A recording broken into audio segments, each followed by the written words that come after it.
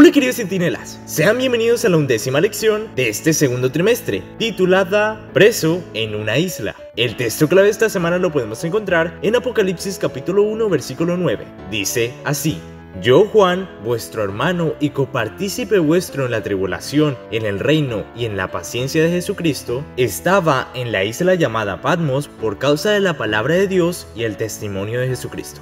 El apóstol Juan era consciente de que su fe en Jesús provocaría un conflicto con los líderes judíos y las autoridades romanas. Vio cómo asesinaban a los fieles y presenció la ejecución de su hermano. Aún así, no tenía la menor duda sobre su amor a Dios y a la verdad. Sus predicaciones y milagros provocaron la ira del emperador romano Domiciano, quien primero intentó matar al apóstol tirándolo en un caldero lleno de aceite hirviendo para luego exiliarlo a la isla de Patmos. Generalmente, el Señor conduce las cosas de tal manera que el mal que el ser humano intenta causar acaba exaltando y glorificando su nombre. Y fue exactamente esto lo que sucedió en la ocasión en que Juan fue perseguido.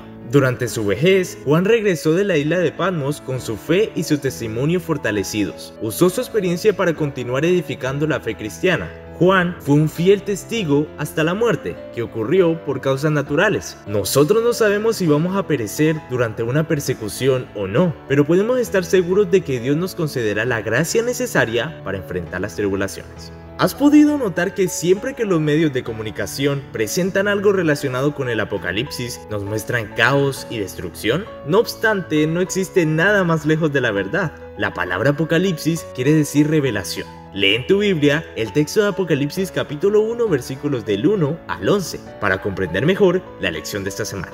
El pasaje bíblico de la lección de esta semana, que se encuentra en Apocalipsis capítulo 1 versículo 9, nos presenta a Juan en uno de los periodos más desafiantes de su vida. Juan había sido deportado y exiliado a la isla de Patmos, como una tentativa más por parte de sus enemigos de silenciarlo. Juan fue echado en una caldera de aceite hirviendo, pero el Señor preservó la vida de su fiel siervo, así como protegió a los 3 hebreos en el horno de fuego. El lugar en donde sus enemigos pensaban que Juan iba a morir en soledad por causa de sus dificultades y aflicciones, se convirtió para él en la puerta del cielo. Allí, alejado de las bulliciosas actividades de la vida y de sus intensas labores de años anteriores, disfrutó de la compañía de Dios, de Cristo y de los ángeles del cielo, y de ello recibió instrucciones para guiar a la iglesia de todo tiempo futuro.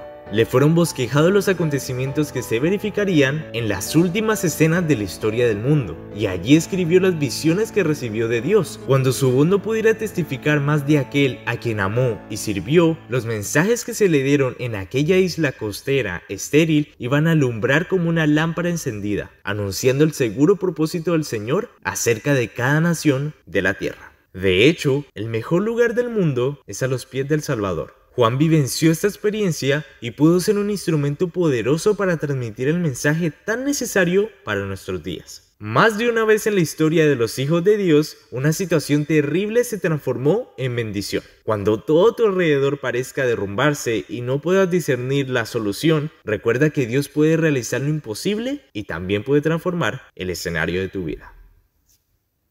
Ahora, entremos al espacio de los datos curiosos de la lección número 11, para ver si lo sabías o no. Número 1. En la época de Juan, Patmos era una colonia penal, donde los prisioneros trabajaban juntando piedras de las antiguas canteras de la isla. Era un trabajo pesado, destinado a humillar a los peores criminales. Número 2. Tito Flavio Domiciano, nacido el 24 de octubre del año 51 después de Cristo, más conocido como el emperador que exilió a Juan, era un hombre muy seguro, lo que lo llevó a actuar con tremenda violencia y brutalidad. Él no confiaba en nadie. Algunos historiadores relatan que cada ambiente de su palacio estaba equipado con espejos, a fin de que pudiera ver todo el tiempo quién estaba a su alrededor. En cuestiones políticas, Domiciano exigía una estricta lealtad del Senado romano y ejecutaba a los integrantes que no estuviesen de acuerdo con él. Insistía en ser llamado Dominus et Deum, que significa Señor y Dios. Número 3. El escenario en Patmos demostró a Juan con evidencias físicas las marcas del diluvio.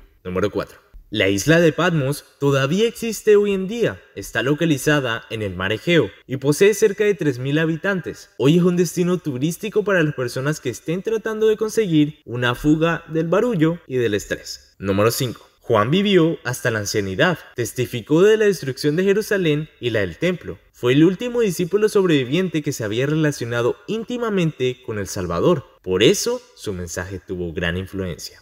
Muchas son las aflicciones del justo, pero de todas ellas le librará Jehová. Salmos 34:19.